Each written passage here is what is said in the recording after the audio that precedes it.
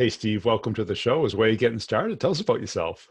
Thanks, Brian. Thanks for having me. My name's Steve Boardman. I run a technology consulting practice here in Phoenix. I have two kids. My daughter's birthday is tomorrow. I have a wonderful wife who is an attorney and a better athlete than I am. So Does she prove it every day or what? she does, but from the wife part or the attorney part, I don't know. The athlete part. Yeah. It's funny nowadays, now that we've all been home, it's nice to see that there's other people in her crosshairs and not myself. I'll say. That's a dangerous combination, athlete and attorney. Yeah. Yeah. And when she was a pregnant mother, you had the hat trick. The trifecta. Get out of her way. So that's my life in a nutshell. I mean, I'm a pretty competitive guy, but I think when you really boil it all down, I really enjoy people. I heard a quote one time that said about Arnold Palmer, people are his oxygen. And I feel the same way is true for me. I enjoy, being a positive impact in people's lives. Obviously marrying my wife was the best decision I've ever made. And I have two wonderful children. But I really enjoy people, and I really helping people develop and trusting me with their career. And a lot of times it's when they're getting their career started. Cool. And how'd you get into kind of like the sales side? Would you call it sales, or would you call Absolutely. Yeah. So we have a technology staffing company. I got into it because I had started out in college. I worked for a private jet startup, and a friend of mine, which was in 2007, 2008, which is when the markets were collapsing. And we found that people would fly private, although not buy a jet, but they would certainly charter one, right? Yeah. So we found a little niche, and I think the only difference between that business and this business, still a brokerage, is that just because someone flew in October or November doesn't necessarily mean they would fly in December. Right. They maybe they're home for the holidays. And in this business, we're putting people to work on contracts. And I had a friend of mine from Seton Hall that said, hey, why don't you check out this company, EdgeRock? And it's a different business model, and there's more of a recurring revenue stream. And that was 10 years ago, almost 10 years ago. And here we are. Yeah. It's kind of a hard business because you're like matchmaking, right? Yeah, I did it in college with some friends, trying to set our friends up, and now here I am setting up customers with top talent, and it's hard, but I take a lot of pride in it. I've learned from some really good people. I remember my interview at EdgeRock. Tim Gibbons, who's one of the founders here, I asked him what his secret sauce was, and he said it's pretty simple. You find good people and you train them really well, and I think the same is true with identifying top talent. And you understand where the talent is, and you make sure that they partner with you, and you bring them to market. And that's what we've done for 10 years here. EdgeRock's around 15. I've been doing it for 10. And how'd you get this mindset? Was it in college? Was it, before then? As far as the leadership of people, or what do you mean? How to put people together and develop it, because it can be frustrating, right? Yeah. I'm very thankful for my upbringing. I have two wonderful parents.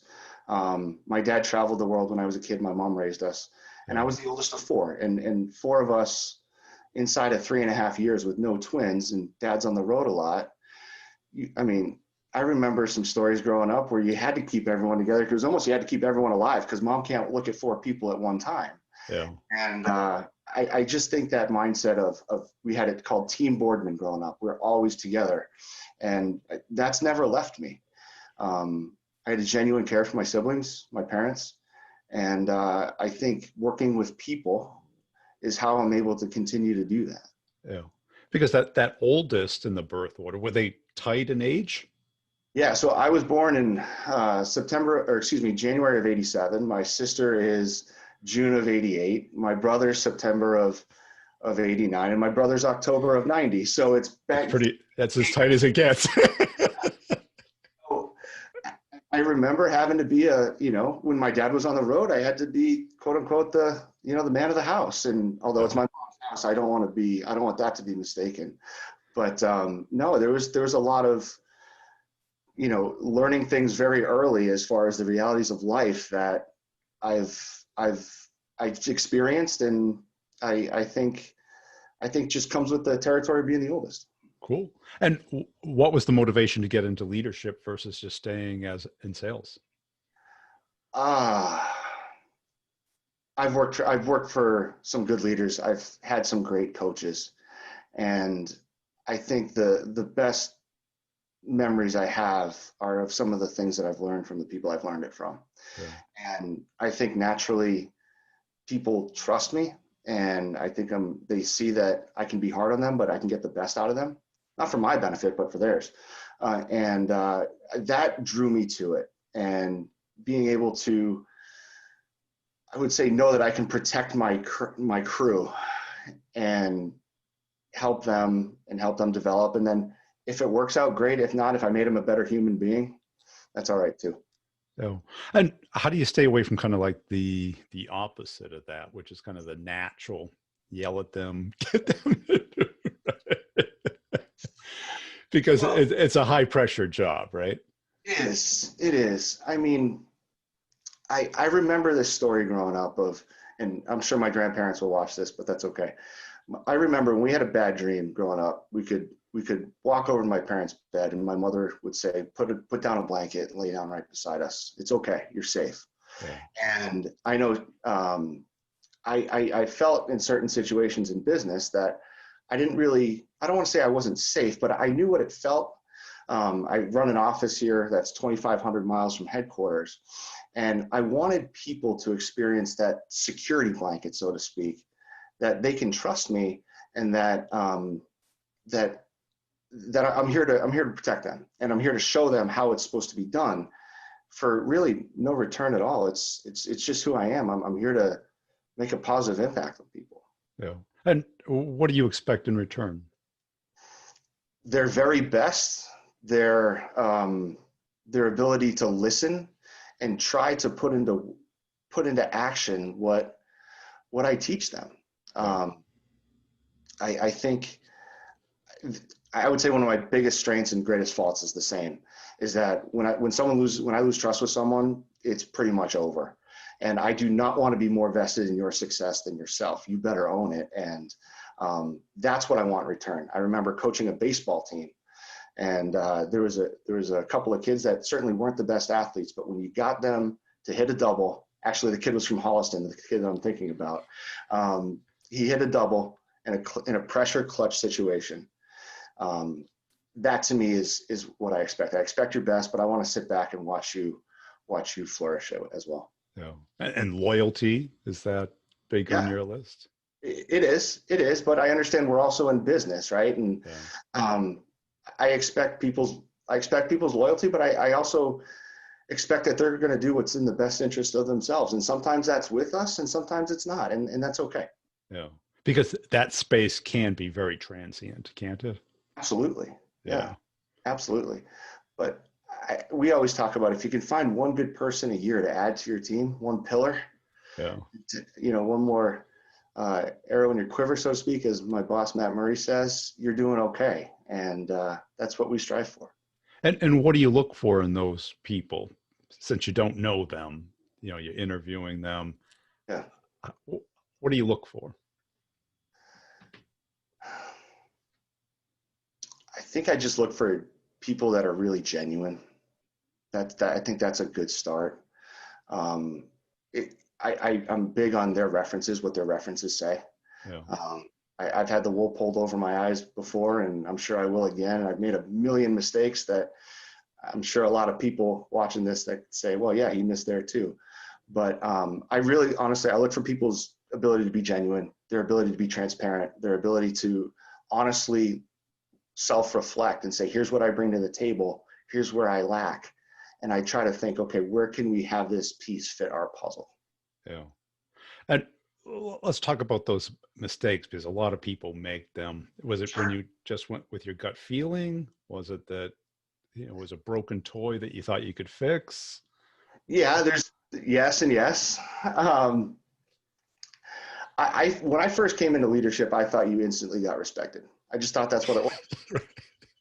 Man, was I wrong. It's kind of just the opposite. It is. But I will say this is we had an executive coach when myself and a couple of others got promoted into leadership, and we had all done well from a revenue perspective, revenue generation perspective. Yeah. And the thing that changed for me was I thought to myself, oh my God, here I am responsible for leading people. I got to bet my mortgage on these people. And we have a kid on the way, right? We just bought a house. Holy crap. And what dawned on me in that session was when the woman said to us, you've had to influence people to influence your wallet from a client perspective. You should be able to apply that same mentality to your employees.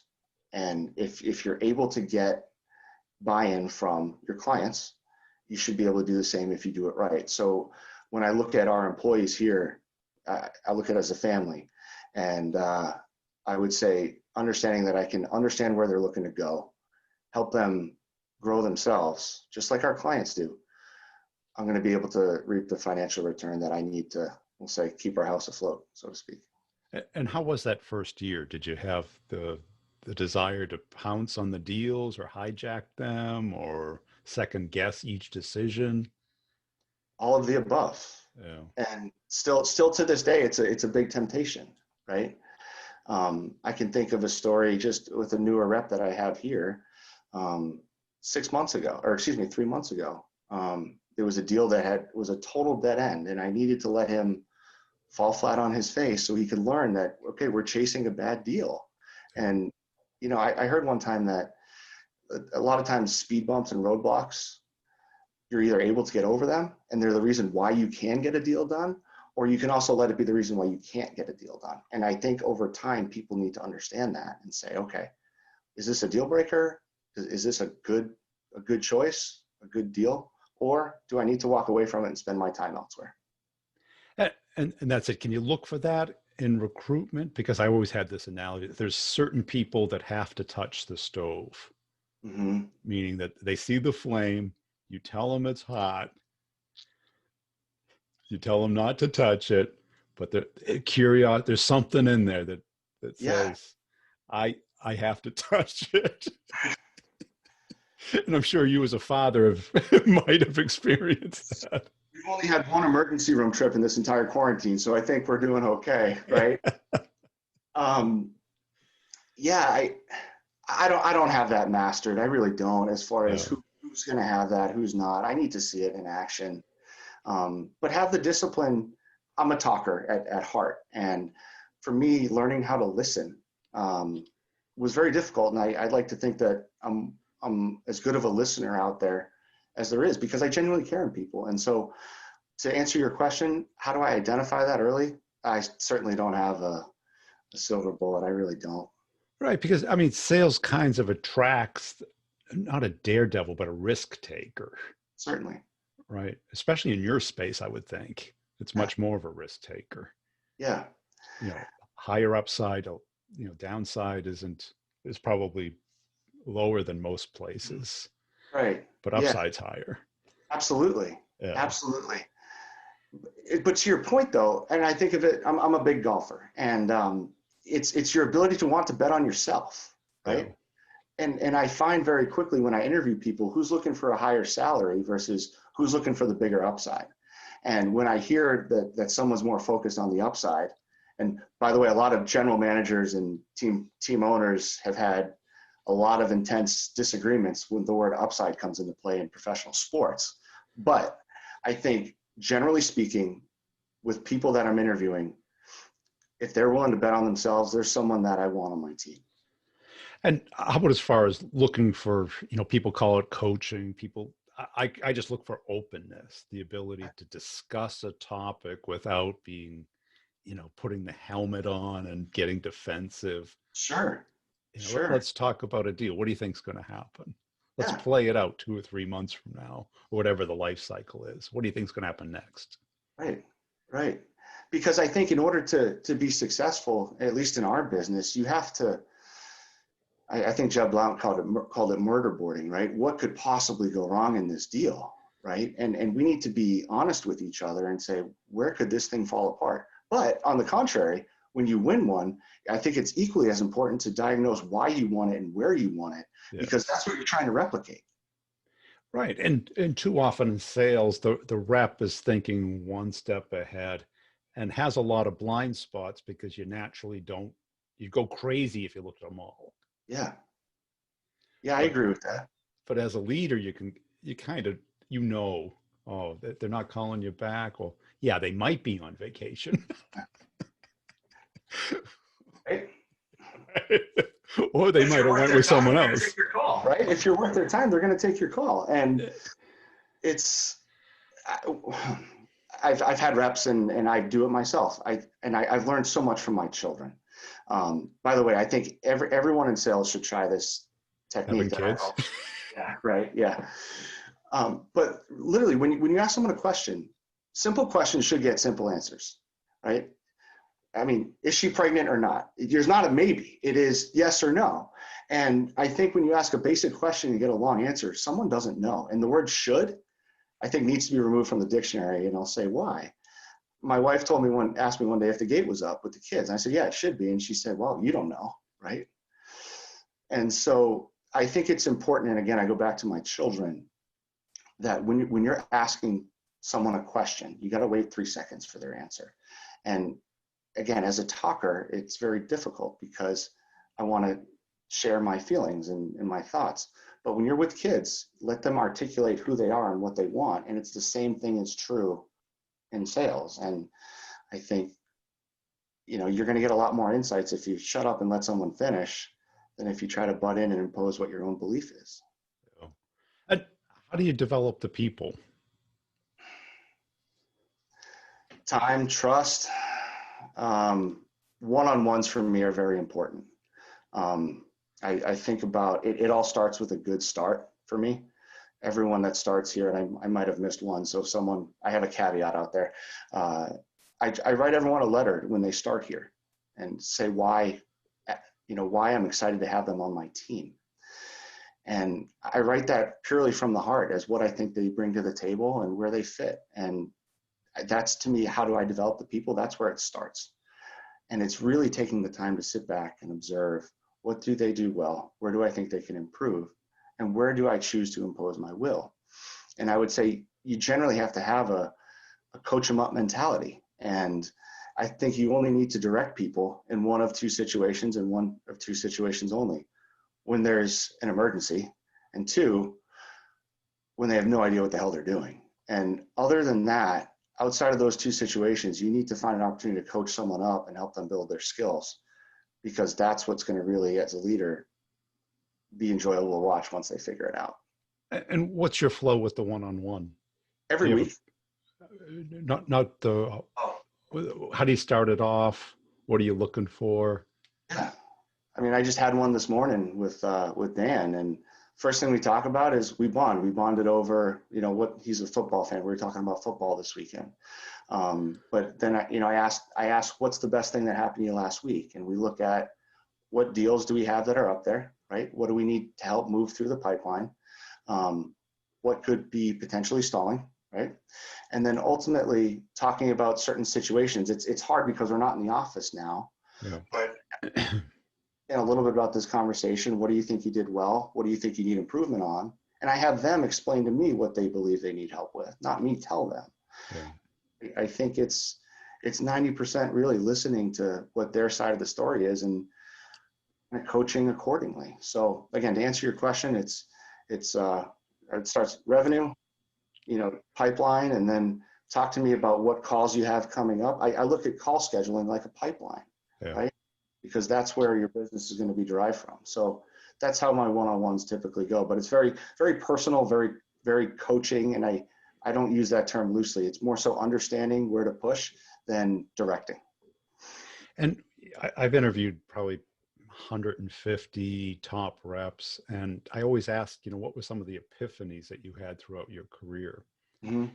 And they're usually small ones that somebody else pointed out. Mm-hmm. Like they talk too much, they talk too fast. They showed up late. It was like little nits. Yeah. And at first they reacted defensively, even hurt. Okay. But then Yeah. they realized they changed it because it was easy to change. Right. But they never would have saw it themselves. Have you ever been able to face somebody with something like that? Oh man, that's a good one. The answer is yes. I'm trying to think of a good situation. They're not easy. Oh, they're not. But because when you look at, I did it once, and I, I didn't do it well. I just told the guy, I just told, man, you just talk way too much. But you got to have them come to the realization for it to carry the weight for you, right? Well, I lost his attention for a couple of days, but then he thanked me. He goes, my wife said the same thing when I told her the story. Yeah, I can think of some situations where, and I think a lot of it is just kind of getting people back on the straight and narrow, right? Yeah. I mean, I think this business, there's a lot of fires that it's very it can be very a reaction based business. It can be if you let it, and before you know it, you could be in over your head. And I've had one-on-ones with people that I knew they were, but I needed them to come to me and tell me that they were over their head. And they did. And it's literally therapy, right? And it feels just as good, I think, to help someone come out of that than it is for them. I really do. I think it's very, very two-sided. And your team recommended you for the podcast. What do you think was behind that? Keep you busy for a half hour? Yeah, right. No, as my honest answer, I think it's because they knew I wouldn't do it for myself. Yeah. I wouldn't put myself out there like this. I'm not someone that wants all the accolades. I really don't. I just really enjoy helping people. Yeah. And I think what they wanted was to return the favor. And I heard one time that your people are your helium. They'll get you to where you want to go. And I think about that a lot. And without even realizing it, here's what they did. And where this goes, I don't know. I'm very happy here, but I'm just more so humbled. I'm not one for the spotlight. I'm really not. I really like watching other people shine. But I think they did it because they wanted to return the favor and do to me what I've been helping with them with the last, 8-10 years, whatever it may be. Yeah. And what's kept you at the same place? I mean, that's a long tenure. Yeah. I love this company. I love this company. I love the people I work with. I love the people that I work for, although I don't see it as working for people. We work together. This company's been through 3 acquisitions, and I don't know how else to say it, but I think of the people that I work with, the people that I help develop, and the people that I work for know my wife, know my kids, ask about them all the time. It is very much in my blood, and that's why I'm here. It's because of the people. I trust them. I trust them with my career, and I trust them with my family, and I don't have any desire to go anywhere else. Yeah. And when you talk to other leaders, do you see any pattern of either what they're doing right or what they're doing wrong? Yeah, I think it probably screams it the last 6 or 7 months, right? How have you done? And I think if you really boil it down to a couple of things, it's how much do you trust your people? How much do you care about your people? And how much do you communicate with your people? Which now is easier than it's ever been. Again, greetings from my office, which used to be a spare bedroom. But you have to continually communicate, over communicate, understand the roadblocks that they have, whether it be personal or professional, but ultimately understand that you're here to help them get there to where they want to go. But trust has got to be the common denominator. And I think if you do those 3 or 4 things well, that's what I know is from my colleagues and friends in the industry and just in leadership combined. I think that's going to be your ticket to success. And you've used the word trust a lot. What does that mean to you? Everything. But how would you describe it?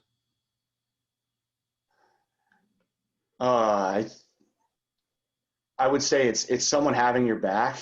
I think I think it's being in the right place at the right time with the right people, and knowing that when they're not looking, they know that you're still going. And I would say vice versa. I was thinking about a situation we had last week. I was talking to one of my colleagues this morning about it, and she said it's great to work with great people that you're on the same page with, and when you trust people, you're working together, I think that's what you need. So what does it mean? It's hard to put into words. Is it like they understand you when you understand them? Or is it when they say it's a 7, you know what a 7 means versus an 8 or a 6? I think that's honestly going to depend from person to person sometimes, right? I think it is. I think it's a combination though of shared vision, shared goal, and understanding that you can work in conjunction with the other people to help you get there. I really do. Yeah. And I'm sure you've had it where that didn't exist with somebody. Absolutely. Yeah. And it didn't work out well, but is there a way to repair that, or is it just, it's not a match? I don't know. But what I do know is this. I'm willing to give people second chances. But at the same time, you're always going to have that scarlet letter cast from me that I'm always going to have a doubt, regardless as to where things go. But I think I'm willing to give people a second chance. But that's it.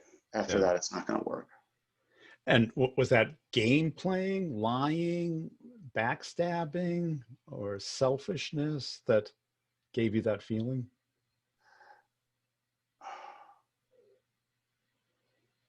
Which all comes in business, right? Yeah, I mean, they all kind of happen.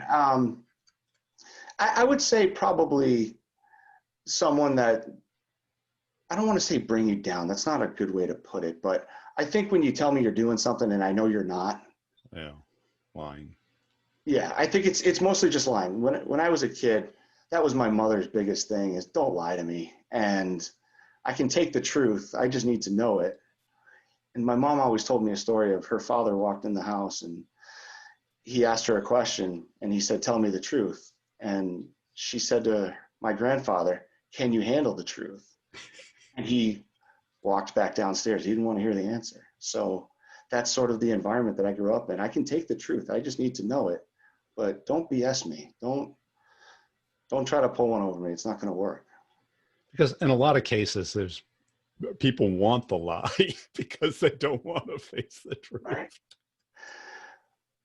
But I think at some point you're going to have to face it anyway. Right. Yeah. You're only delaying the inevitable. Yeah. Right. Say I blew it. I messed up, or I was ticked off and I left, 2 hours early. Like I can live with that. I've been there. Yeah.